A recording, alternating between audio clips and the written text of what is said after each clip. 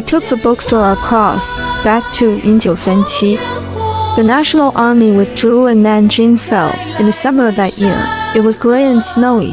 The thick snow even covered the stone steps in front of the door, but still could not crush the pine at the door.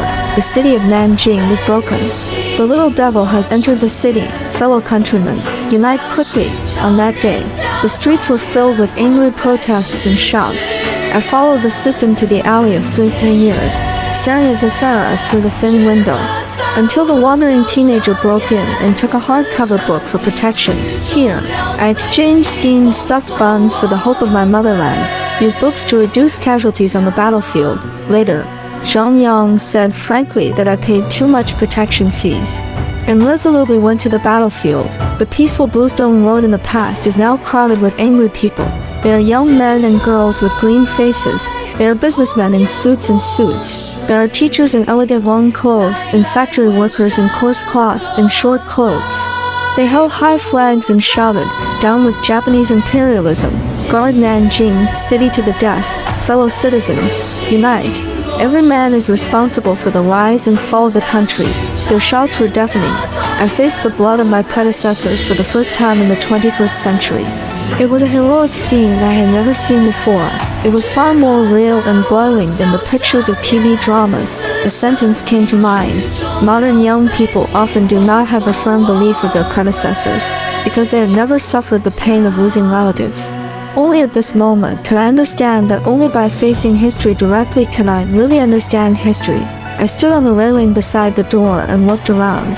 My agitated heart was eager to do something for this era, but I was trapped in this small bookstore by the systematic rules. 3 days ago, the system selected me. At that time, I was just a female college student of literature and art who had just graduated. With the support of my parents, I opened a simple bookstore. That night, an ethereal voice broke into the dream. D.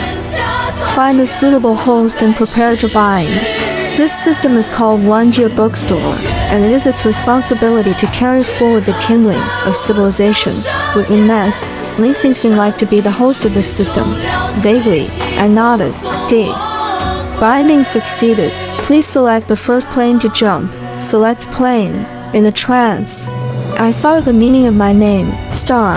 You are the child of the Star Guardian. I hope you will also become a star to guard more people.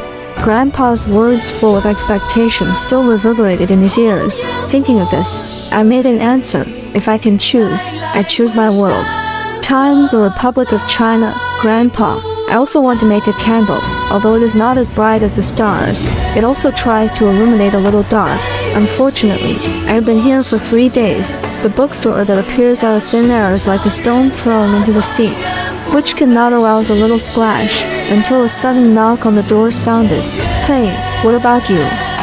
Open the door. Suddenly, the loud voice came, and I suddenly looked up in surprise. It turned out to be a little punk in a worn cotton padded jacket, with a pair of shiny leather shoes dangling against the door of the store and a piece of hay hanging from his mouth. He looked at the door curiously. I was so excited, even though he didn't look friendly. Come in. This is the first guest in the past 3 days, and it is also my first communication with this era. Momo Hua. You want to freeze me? I don't know when a bookstore opened in this shabby place. He cursed and entered the door, but was stunned for a moment and whispered, "Why a woman? What about women? Can't women sell books?" Handed him a cup of hot tea, tilted my head, smiled and asked, "Neither. Nor is it impossible." He took the teacup with a trace of shame on his red face, but when he saw the beautiful teacup, he was scared and almost burned himself. Before waiting for a drink of water, he seemed to remember something and said with a foul face, "Don't think a cup of tea can fool me. I'm here to collect protection fees. Even if you are a woman, you can't refuse to pay." He glanced at me rather guilty.